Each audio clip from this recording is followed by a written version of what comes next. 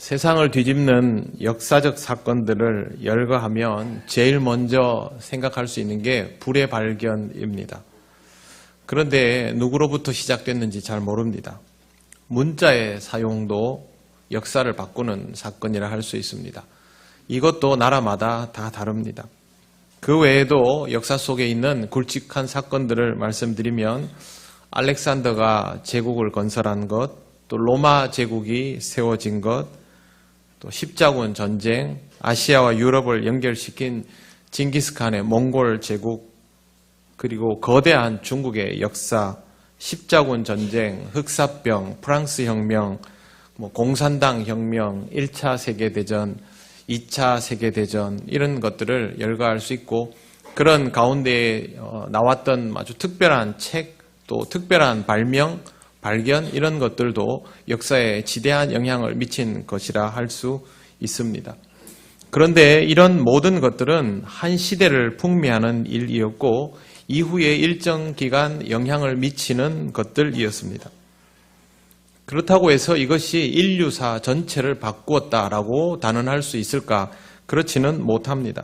지금도 영향이 미치는 부분들이 있기는 하지만 사실상 대부분의 것들이 시대를 따라서 무효하게 되는 경우들이 훨씬 더 많습니다. 알렉산더 제국이 동서양을 잇는 문명의 통로는 되었지만 지금은 마치 흐르지 않는 물처럼 국가 간에 다 단절이 되었습니다. 로마 제국의 수많은 제도와 문화는 지금 우리가 살고 있는 사회법이나 여러 가지 문화의 근본이라 할 수 있습니다. 그런데 이 기반들이 지난 20세기에 전부 뒤집어져 버렸습니다. 우리는 그것을 20세기 동안 많이 경험했고 21세기는 앞으로 어떻게 흘러가게 될지 장담할 수 없는 상황입니다. 예측조차 불가능합니다.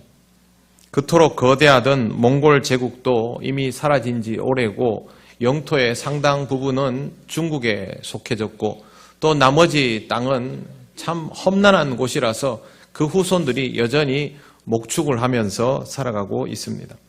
시민혁명을 가지고 있는 프랑스도 그 아름다운 정신보다는 이제는 그냥 강대국의 하나로 불리며 자국의 이익을 우선하고 있습니다. 청교도 정신이라고 기억되는 미국도 마찬가지이죠. 그저 강대국의 하나에 불과해졌습니다. 더 이상 민주적이기도 않고 신앙적이라 할 수도 없는 그들의 모습을 보면 세상이 많이 변했다라는 생각을 하게 됩니다. 사실상 모든 것이 다 그렇습니다. 인류의 역사에서 경험한 놀라운 사건들은 시간이 지나면 자연스럽게 위력이 약해지고 더 이상 유효하지 않은 시대가 옵니다. 그러면 이 땅에 오신 예수님의 위력은 어떠할까요? 나라가 세워진 것도 아니고 용맹한 장수도 아니었으며 상상을 초월한 특별한 기술이 있는 것도 아니고 뛰어난 학자도 아닙니다. 오래 사신 것도 아니고 권력 근처에는 가보지도 않으셨습니다. 세상적으로는 짧은 생에 무기력한 마무리가 있을 뿐입니다. 그럼에도 불구하고 예수님의 탄생과 출현은 이 세상을 서서히 물들이기 시작했고 온 세상을 놀랍도록 뒤집어 놓았으며 지금도 여전히 현재 진행형입니다. 앞으로도 계속해서 현재 진행형일 것입니다. 그래서 온 세상의 어떤 놀라운 역사적 사건보다 예수님의 탄생이 여전히 위력적인 것입니다. 우리가 사용하고 있는 서기 몇 년, 서력기원이라고 하죠. 그것도 예수님의 탄생에서부터입니다. 신학자 디오니소스가 주후 6세기경에 예수님의 탄생을 서력기원으로 하자라고 하고 거기에 동의하고 나서 지금까지 이의 없이 우리가 이렇게 살아오는 이유는 다름이 아닙니다. 예수님의 탄생에서부터 역사가 바뀌었기 때문이죠. 이 놀라운 사건이 일어난 것을 세상은 알았을까요? 몰랐을까요? 몰랐습니다. 동방 박사는 별을 보고 잘 모르는 길을 따라왔을 뿐이고 나머지는 정말 아무도 몰랐습니다. 온 세상을 바꿀 인물의 출현이라면 더구나 그분을 보내신 것이 하나님의 작품이라면 하나님은 이 사건을 처음부터 공개적으로 대대적으로 시작하는 것이 더 나을지 모릅니다.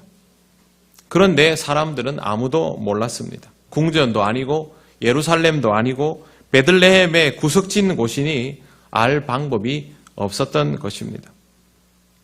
이렇게 아무도 알지 못하는 사건이 유일하게 전달된 곳이 바로 한밤중의 들판입니다.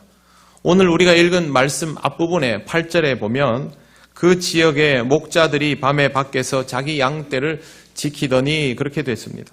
9절은 주의 사자가 곁에 서고 주의 영광이 그들을 두루 비춤에 크게 무서워하는지라. 왜 목자가 갑자기 등장하게 될까요? 이 당시에 목자는 한마디로 말해서 영향력 없는 사람들입니다. 좀 부유한 사람들이라면 밤중에 가축을 직접 돌볼 일은 없을 겁니다. 사람을 쓰겠죠. 밤에 가축을 지켜야 할 사람들이라면 적은 가축을 키우는, 작은 양의 가축을 키우는 사람을 쓸 정도는 아닌 그런 가축 주인들이나 아니면 많은 양의 가축을 돌봐달라고 이제 용역받은 그런 사람들입니다. 부유하고 넉넉한 사람들이 뭐 하려고 추운데 밤에 들판에서 그렇게 노숙을 하겠습니까? 결국 목자는 그 시절에 가장 낮은 위치에 있는 사람들 중에 하나였습니다. 누구의 이야기를 들어줄 필요는 있어도 누구에게 영향력을 주기는 어려운 사람들, 그들이 바로 목자입니다. 그들이 아무리 놀라운 광경을 보고 들었다고 해도 그것을 전하면 다른 사람들이 쉽게 받아들일까요? 그러기 어렵습니다. 제사장이나 바리새인이 보고 전했다면 훨씬 나을 거지만 목자의 이야기를 귀담아 듣기는 어렵습니다.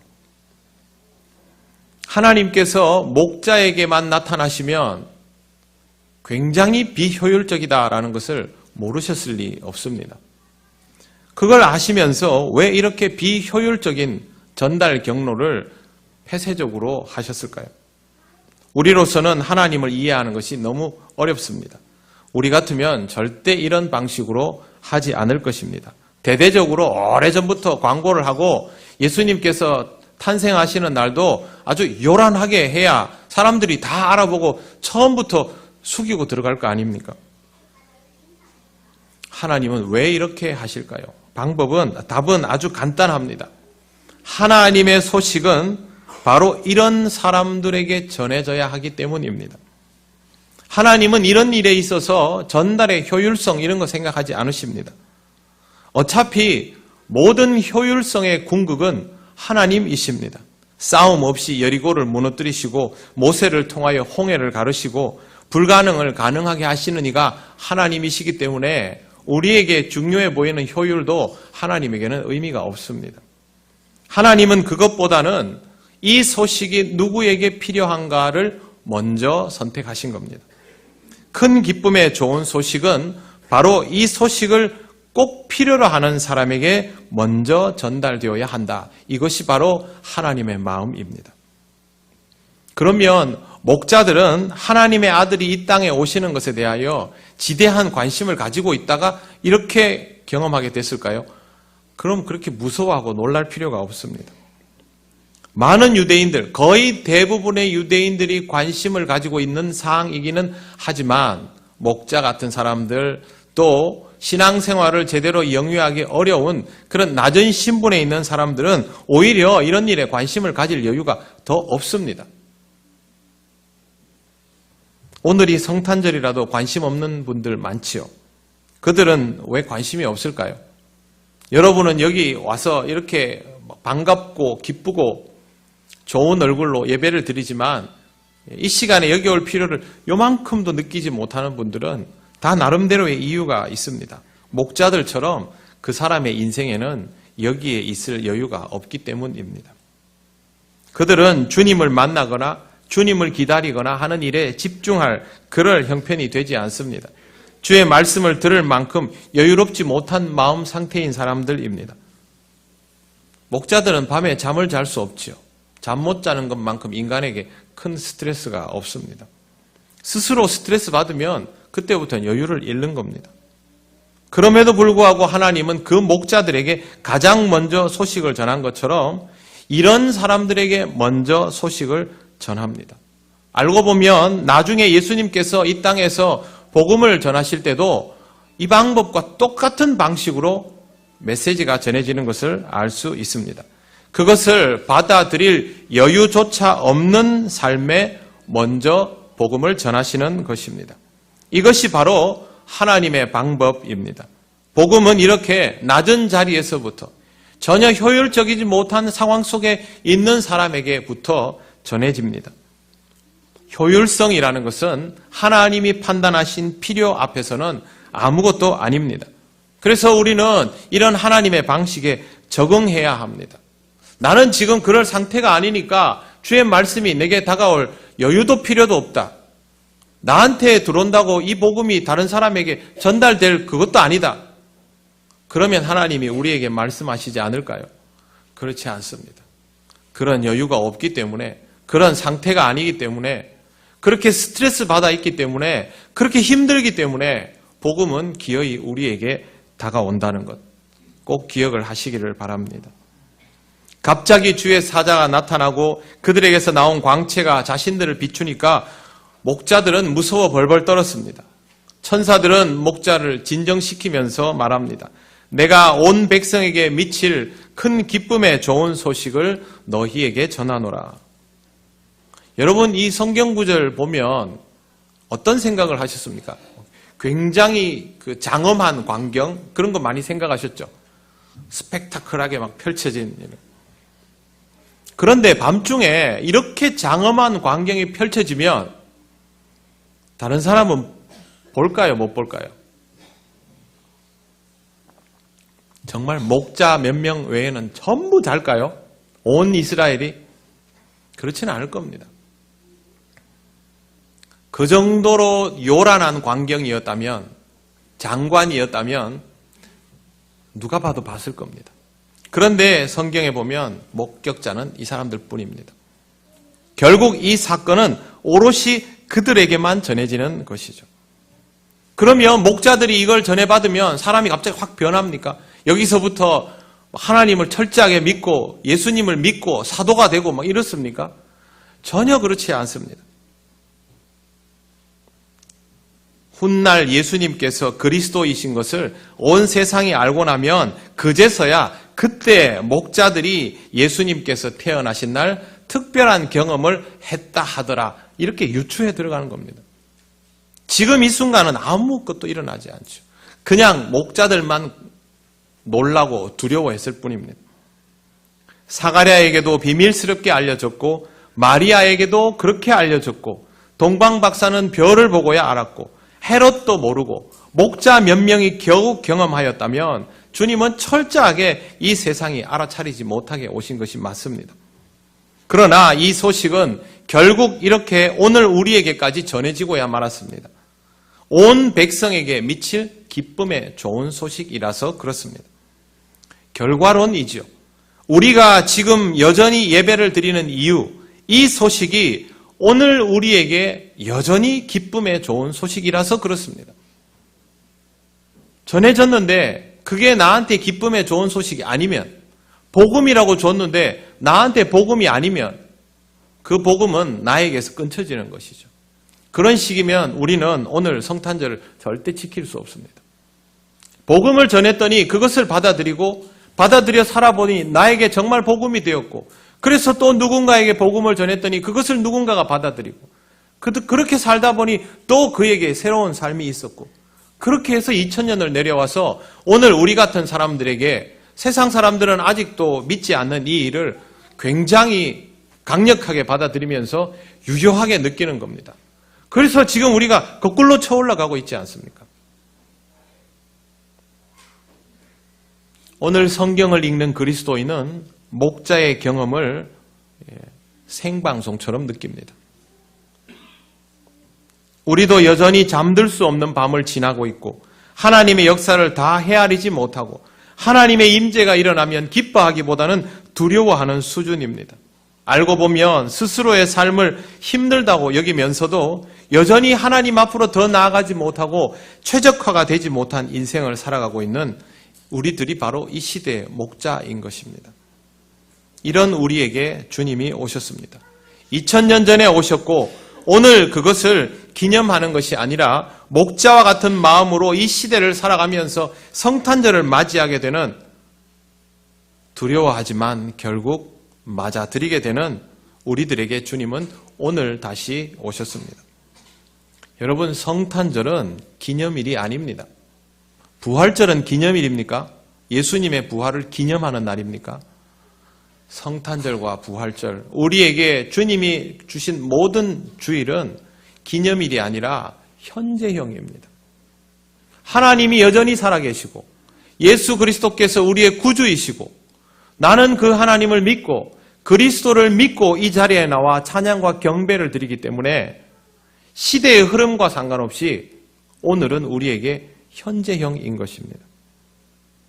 여러분의 신앙이 성탄절을 통하여 회복되면 성탄절은 앞으로도 여러분에게 기념일이 아니라 현재형입니다. 그것이 바로 하나님의 임재요, 하나님의 현현입니다. 오늘이 기념일이 아니라 살아계신 주님을 기쁨으로 다시 맞이하며 경배하는 복된 날인 것을 깨닫는 여러분 되시기를 바랍니다. 이 모든 것이 가능한 이유는 태어나신 분이 그리스도 주이시기 때문입니다. 11절 보시겠습니다.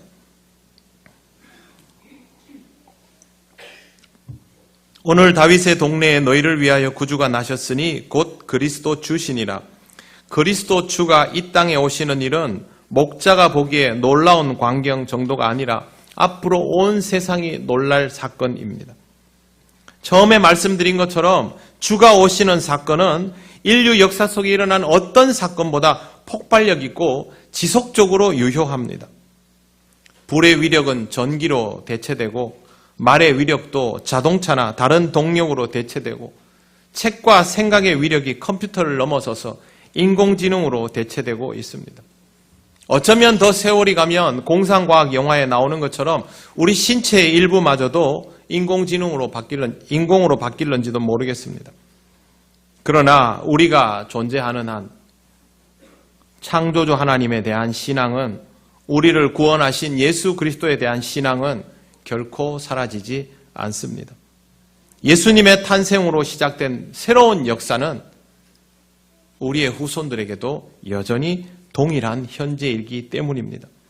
지극히 높은 곳에서는 하나님께 영광이요 땅에서는 하나님이 기뻐하신 사람들 중에 평화로다. 먼저 이 소식은 사람들에게 평화입니다.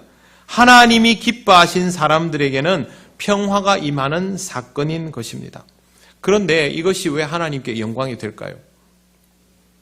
첫째, 이것은 하나님께서 창조주이심을 또 우리의 아버지이심을 드러내는 사건이기 때문입니다. 하나님께서, 표현이 좀 그렇습니다. 하나님께서 하나님다우심을 드러내는 사건. 그래서 하나님께도 영광입니다.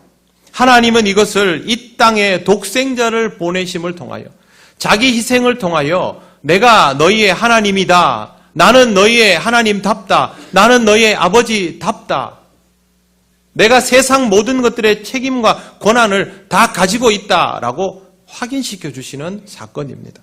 그래서 하나님께 영광입니다. 두 번째, 이 사건은 하나님이 기뻐하신 사람들을 위하여 이루어지는 일입니다. 이 일이 하나님이 기뻐하신 사람들을 위해서 이루어진다면 결국 이것은 하나님께서 우리를 사랑하기 때문에 하게 되신 일이라는 것이죠. 하나님이 우리를 사랑하지 않고는 일어날 이유가 없는 사건입니다. 이런 것들이 이루어지니 하나님은 사랑하는 독생자를 보내시고도 그것을 오히려 기뻐하시고 하나님이 하실 일을 하셨다고 생각하시는 겁니다. 그리고 이것이 우리에게는 말할 수 없는 평화가 됩니다. 이 엄청난 일이 2000년 전에 이루어졌고 오늘도 이루어지고 예수를 그리스도로 고백하는, 주를 만나는 모든 심령에게 그 순간 이루어지고 있는 것입니다. 그래서 날마다 성탄절입니다. 날마다 부활절입니다. 우리 그리스도인들은 다 그렇게 살아갈 수밖에 없습니다.